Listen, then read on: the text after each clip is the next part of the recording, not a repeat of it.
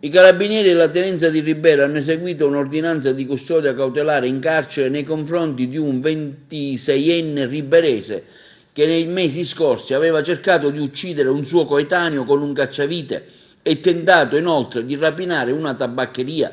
Non si ferma così l'attività dei carabinieri impegnati in questi giorni su più fronti per contrastare l'emergenza coronavirus e contemporaneamente la criminalità comune. Ieri, dopo complesse e articolate indagini coordinate dai sostituti procuratori Michele Morrone e Cristian Del Turco della Procura della Repubblica di Sciacca, i militari della tenenza di Ribera hanno fatto scattare le manette ai polsi di un 26enne del luogo, Sandro Andreatto, già noto alle forze dell'ordine. Nei mesi scorsi il giovane aveva colpito al collo con un cacciavite un suo coetaneo nel corso di una lite scaturita per futili motivi, ferendolo gravemente alla gola.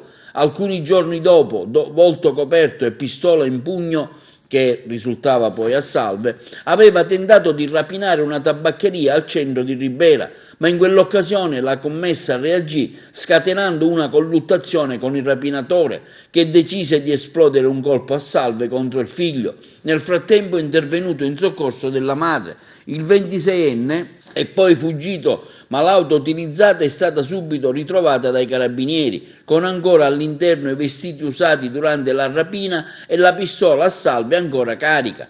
I carabinieri di Ribera sono riusciti a identificare il giovane grazie a minuziose indagini che sono partite proprio dall'analisi della pistola, dei vestiti trovati sull'auto abbandonata.